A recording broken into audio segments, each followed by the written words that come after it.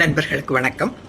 கடந்த சில நாட்களாக சில ஃபோன்கள் 2-3 நாளாகவே ஃபோன் வந்துட்டு என்னென்னு திருமாவளவன் அவர்கள் ராஜராஜ சோழனை பற்றி சொல்லியிருக்கிறதெல்லாம் உண்மையா அப்படின்னு கேட்டு நிறைய கேள்விகள் வந்தது.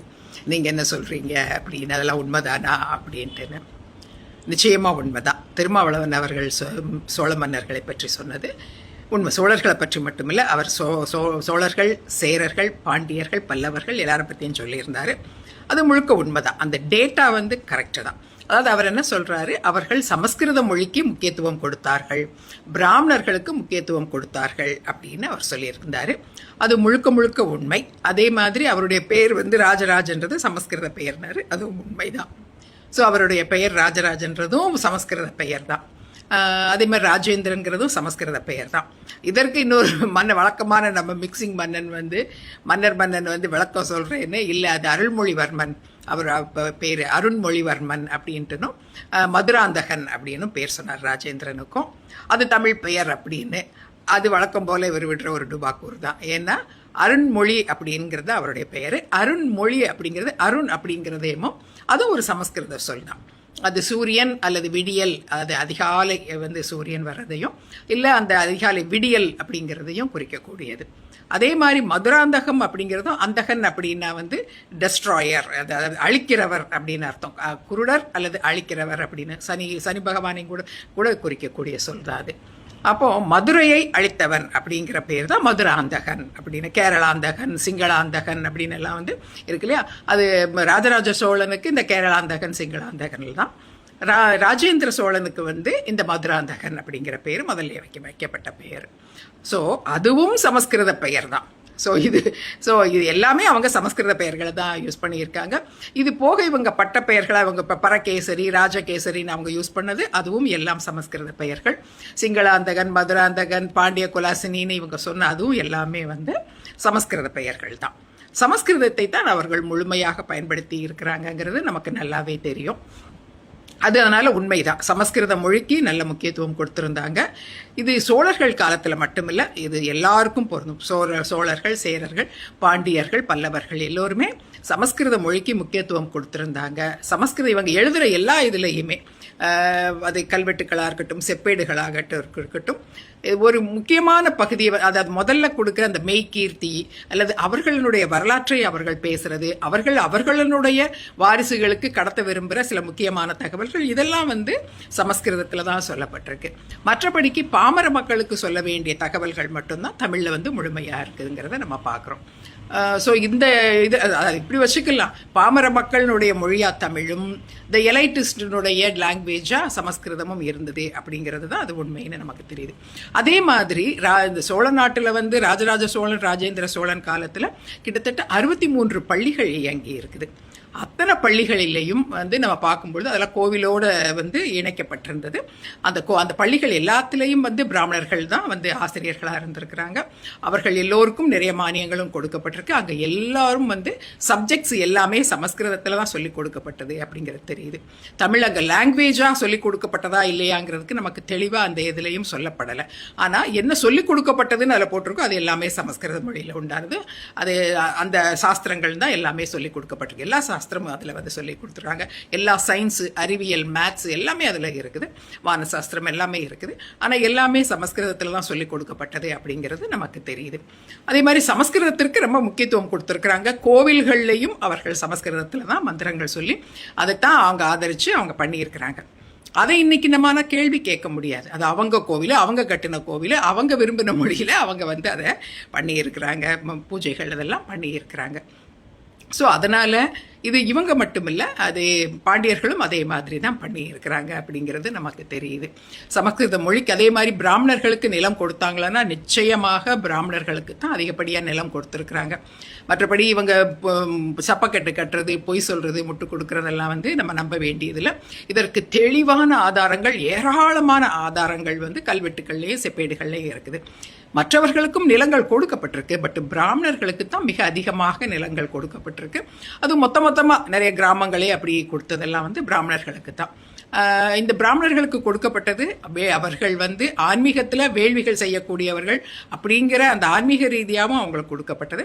இது போக அவர்கள் தான் வந்து ஆசிரியர்களாகவும் இருந்திருக்கிறாங்கிறதுனால அவர்களுக்கு இன்னும் அதிக முக்கியத்துவம் கொடுக்கப்பட்டிருக்கு. அப்போ அவங்களுக்கு நிலங்கள், அவங்க குடியிருக்கிறதுக்கான இடங்கள் சதுர்வேதி மங்கலம் அப்படிங்கிற பேரில் அவங்களுக்கு இடங்கள் கொடுக்கப்பட்டிருக்கு. அவர்கள் வாழ்வியலுக்கு தேவையான அந்த விவசாயம் பண்ணி வருமானம் எடுத்து அதில் வந்து பயிர் செய்து வருமானம் எடுத்து வாழ்கிறதுக்குன்னு அவங்களுக்கு பிரம்மதேய நிலங்கள் கொடுக்கப்பட்டிருக்கு. இது போக ஆசிரியர்களுக்கெல்லாம் வந்து சம்பளமாக வந்து தங்க காசுகளும் வந்து தங்கமும் நெல்லும் வந்து கொடுக்கப்பட்டிருக்குங்கிறதே ரொம்ப தெளிவாக குறிச்சிருக்கிறாங்க. பிஜி ஆசிரியருக்கு எவ்வளோ கொடுக்கணும், யூஜி ஆசிரியருக்கு எவ்வளோ கொடுக்கணும், ஸ்டூடெண்ட்டுக்கு எவ்வளோ கொடுக்கணும், தெளிவாக அதெல்லாம் வந்து எழுதி வச்சுருக்கிறாங்க. ஸோ இது எல்லாம் வந்து பிராமணர்களுக்கு அவர்கள் அதிக முக்கியத்துவம் கொடுத்தாங்கங்கிறது தெரியுது. ஆனால் முக்கியமான அதற்கு காரணம் வந்து அவங்க ஆன்மீகம் மட்டுமல்லாதே அவர்கள் கல்விக்கும் அவர்கள் தான் அவங்க கல்வி கற்கும் ஆசிரியர்களாக கற்பிக்கும் ஆசிரியர்களாக இருந்தாங்கங்கிறதுனால இந்த முக்கியத்துவம் கொடுக்கப்பட்டது அப்படிங்கிறது தெரியுது. அரசர்களே அவர்களிடம் தான் கற்றிருக்காங்க, அரசர்கள் கத்திருக்காங்க அப்படிங்கிறதை நம்ம பார்க்கோம். அவர்களுக்கு கற்பித்த ஆசிரியர்களுக்கும் இதே மாதிரி நிலமானியங்கள் கொடுக்கப்பட்டதையும் பார்க்குறோம். இது போக சாதாரண மக்களுக்கும் எல்லாருக்கும் கொடுத்துருக்குறாங்க. அவர்களுடைய போர்ப்படை வீரர்கள், தளபதிகள் ஆரம்பித்து கீழ்நிலையில் இருக்கிற ஈவன் அவர்களுடைய வண்ணார்கள், அவர்களுடைய நாவிதர்கள், அப்புறம் அந்த கோயிலில் பணி செய்கிற பெண்கள் எல்லாருக்குமே வந்து நிலதானங்கள் கொடுக்கப்பட்டிருக்கு, மானியங்கள் கொடுக்கப்பட்டிருக்கு. அவருக்கு அரசருக்குன்னு ஊழியம் செய்யக்கூடியவங்க, கோவிலுக்கு ஊழியம் செய்யக்கூடியவங்க எல்லாருக்கும் நிலதானம் கொடுக்கப்பட்டிருக்குது. ஆனால் அதிகப்படியாக கொடுக்கப்பட்டது பிராமணர்களுக்கு தான். இதை பற்றி இவர் ஒன்று சொல்லியிருந்தார். யார்? மன்னன் சொன்னதுக்கு யூடியூப் ரூட்டர்ஸ் ஒரு ஆன்சர் பண்ணுறேன்னு சொல்லியிருந்தார். அவர் சொன்னதில் வந்து களப்பிரர்கள் பிராமணர்கள்ட்டிருந்து பறித்த நிலம் வந்து சோழர்கள் கொடுத்தது கிடையாது, பாண்டிய மன்னன் கொடுத்தது. பாண்டியன் பல்யாக முதுகுடுமி அப்படிங்கிற ஒரு பாண்டிய மன்னன் வந்து 3 கிராமங்களை கொடுக்குறாரு. அந்த 3 கிராமங்களை தான் வந்து அதுக்கப்புறம் இப்போ நம்ம எல்லா வழக்கமாக அப்போ அந்த காலத்தில் என்னென்னா, ஒரு அரசன் வந்து இன்னொரு அரசன்ட்ட தோத்துட்டான்னா ஜெயிச்ச அரசனுக்கு தான் அந்த நிலங்கள் எல்லாம் சொந்தமாகும், அந்த நாடே சொந்தமாகும். அவர் தன்னுடைய மக்களுக்கு இல்லாட்டி தன்னுடைய படை வீரர்களுக்கு, தன்னோட வந்தவங்களுக்குன்னு அவங்களுக்கு அந்த நிலங்களை கொடுப்பார். அதை மாதிரி அவர் அந்த நாட்டில் இருந்த அந்த பிராமணர்களுக்கு கொடுக்கப்பட்ட அந்த வேள்விக்குடி அப்படிங்கிறது தான் அந்த ஊரினுடைய பேர். இந்த வேள்விக்குடியில் இருந்த கிராமங்கள் எல்லாம் வந்து அவர் அந்த நிலங்களை வந்து அவர் பிராமணர்கள்ட்ட இருந்து எடுத்துட்டு பறிச்சுக்கிட்டு அவர் வந்து தன்னுடைய வீரர்களுக்கு, தன்னுடைய மக்களுக்கு அவர் கொடுத்துருந்தாரு. அதைத்தான் கிட்டத்தட்ட 300-350 வருஷம் கழிச்சு அடுத்து வந்த பாண்டிய மன்னன்ட்ட வந்து இதே பிராமணர்கள் திரும்ப கோரிக்கை வச்சு அந்த நிலத்தை திரும்ப பெறுறாங்கிறத நம்ம பார்க்குறோம். இது பாண்டியன் கொடுத்தது. பட் இதே மாதிரி சோழர்களும் நிறையா செய்திருக்கிறாங்க, பல்லவர்களும் செய்திருக்கிறாங்க. இதில் நம்ம அக்செப்ட் பண்ண வேண்டியது என்னன்னா, அந்த காலத்தில் இதுதான் வழக்கமாக இருந்திருக்குது. இது இவங்க என்ன இப்போ திருமாவளவன் வந்து எதுக்காக கோவப்படுறாருங்கிறதே பார்த்தா, அவர்கள் மேலே நமக்கு மரியாதை இல்லை, அவர் மேலே தனியாக எனக்கு எந்த இதுவும் கிடையாது அப்படின்றாரு. அவருடைய கோபத்தில் நியாயம் இருக்குது, அது நம்ம இல்லைன்னு சொல்ல முடியாது. இப்போ இப்படி பார்த்துக்குவோமே, இப்போ பாண்டிய நாட்டிலையும் சரி, சோழ நாட்டிலையும் சரி, பல்லவர்கள் ஆண்ட பகுதியிலையும் சரி, நம்ம பார்க்குறோம் ஊருன்னு ஒன்று இருக்குது. ஊருன்னு ஒரு பகுதி, ஊர் நத்தம் அப்படிங்கிற பகுதி இருக்குது. இது போக தனியாக பறைச்சேரி அப்படின்னு இருக்குது. அது பிராமணர்களுக்கு சதுர்வேதி மங்கலங்கள் இருக்குது. மற்றது பறைச்சேரின்னு இருந்தது தெரியுது. அதில் எந்த மக்கள் வாழ்ந்திருப்பாங்க? நம்ம அநேகமாக இந்த பறையர் சமூக மக்கள் வாழ்ந்திருக்கலாம். கம்மாளச்சேரின்னு இருந்திருக்கு, இதில் அநேகமாக விஸ்வகர்மா மக்கள் வாழ்ந்திருப்பாங்க. ஈழச்சேரி அப்படின்னு இருக்கு. ஈழச்சேரின்னா ஈழத்திலிருந்து வந்த மக்கள், அந்த அப்போ வந்து அவங்க ஃபாரினர்ஸ் அப்படிங்கிறதுனால அவங்கள தனியாக தான் வச்சுருந்துருக்காங்க அப்படின்லாம் தெரியுது. இதெல்லாம் போக தீண்டாச்சேரி அப்படின்னு ஒன்று இருந்ததையே நம்ம பார்க்குறோம்.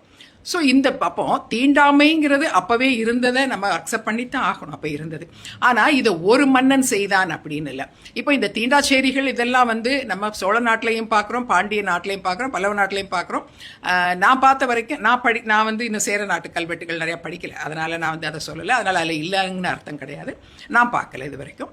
பட் இந்த இதுகளில் எல்லாத்துலேயும் நம்ம அதை பார்க்குறோம். இது மட்டும் இல்லாமல் சங்க காலத்திலேயும் திருவிளையாடல் புராணத்தில் நம்ம ஒன்று பார்க்குறோம். திருவிளையாடல் புராணத்தில் வந்து நக்கீரர் அந்த கதையை வந்து நம்ம சொல்லும் பொழுது, அப்போ அந்த புலவனார் வந்து நக்கீரர்கிட்ட கேட்பார் இல்லையா, நீ எப்படி என் பாட்டில் பிழை கண்டுபிடிக்க போச்சுங்கும் போது, காலிரண்டு பரத்தி கீர் கீரன சங்கினை கீரும் நக்கீரனோ எனது பாட்டில் பிழை என்பது அப்படின்னு கேட்பார்.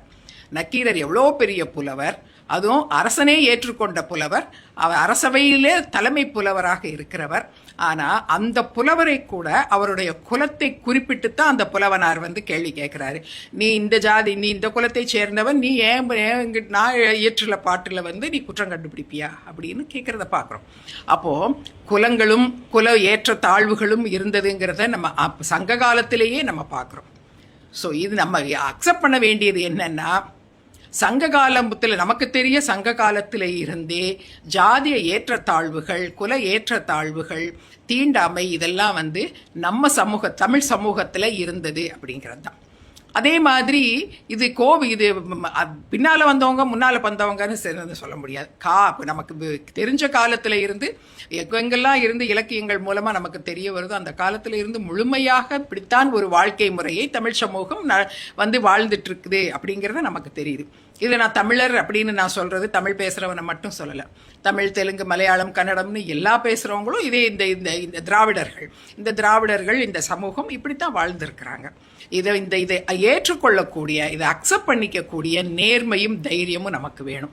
எப்படி அரசர்களுடைய புகழையும் அவர்களுடைய பெருமையையும் நம்ம பெருமையாக பேசுகிறோமோ அதே மாதிரி அந்த குறைகளை பற்றியும் நம்ம உணர வேண்டியது அவசியம். அதே மாதிரி இது அரசனுடைய குறை கிடையாது. இதுதான் நம்ம திருப்ப பண்ணுற தப்பு. நம்ம என்ன நினைக்கிறோம்னா, வரலாறுங்கிறது அரசர்கள் எழுதி வச்ச கல்வெட்டு செப்பேடு படிக்கிறதுனால அரசர்கள் தான் அப்படி இருந்தாங்கன்னு நம்ம வந்து பேசுகிறோம். அது எப்படி அரசர்கள் மட்டும் அப்படி இருந்திருப்பாங்க? இப்போ இதிலே பாருங்க, ஊர் நத்ததும் தனியாக இருந்திருக்கு, பறைச்சேரி, கம்மாளச்சேரி, திண்டாச்சேரி இருக்குதுன்னா இது மக்கள் வாழ்ந்த பகுதிகள் தானே. மக்கள் தானே பிரிச்சு அப்படி வாழ்ந்து இருக்கிறாங்க இல்லையா? அப்போ மக்கள் அப்படி வாழ்ந்து இருக்கிறாங்க, தமிழ் சமூகம் அப்படி வாழ்ந்திருக்குது. இதுல அரசர்களை மற்றும் குறை சொல்லுவது அது வந்து ஏற்றுக்கொள்ளத்தக்கதில்லை. சமூகத்தின் வந்து வழக்கம் எதுவோ அதைத்தான் அரசர்கள் வந்து கடைபிடிக்க போறாங்க. ஒட்டுமொத்தமா இதையெல்லாம் வந்து நீ அழிச்சாம் பண்ணிட்டு நீ இப்படிலாம் பண்ணக்கூடாதுன்னு சொல்றதோ, இல்ல மத ரீதியாக நிறைவேற்றப்பட்ட மத ரீதியாக இம்ப்ளிமெண்ட் பண்ணப்பட்ட அந்த சட்டதிட்டங்களுக்கு மாறாக செய்யக்கூடிய ஒரு முழுமையான சமூக மாற்றத்தை எந்த அரசனும் செஞ்சதா நமக்கு தெரியல. அப்படி யாராவது செய்திருந்தன்னா அப்ப வேறு மற்ற மதத்தவர்கள், இப்போ முகலாய மன்னர்கள் வந்த காலத்துல அப்படி முழுமையாக இந்து மதத்தை வந்து அதை அழிச்சு இஸ்லாமிய மார்க்கத்தை வந்து ரொம்ப ஸ்ட்ராங்காக, ரொம்ப வயலண்ட்டாக அவங்க வந்து முக்கியமாக மதுரை பகுதிகளை இம்ப்ளிமெண்ட் பண்ணியிருக்கிறாங்க. நிறைய மத மாற்றங்கள் நடந்தது அப்படின்னு பார்க்குறோம். ஆனால் அது நம்மளே ஏற்றுக்கல. அது வந்து ஒரு வன்முறையானது, திணிக்கப்படுது, மக்கள் மேலே வன்முறை மூலமாக திணிக்கப்படுது அப்படின்னு நம்ம வந்து அதை தான் சொல்கிறோம். அதனால் ஒரு அரசன் ஏன் இதை மாற்றி அமைக்கலை அப்படின்னு நம்ம கேட்க முடியாது.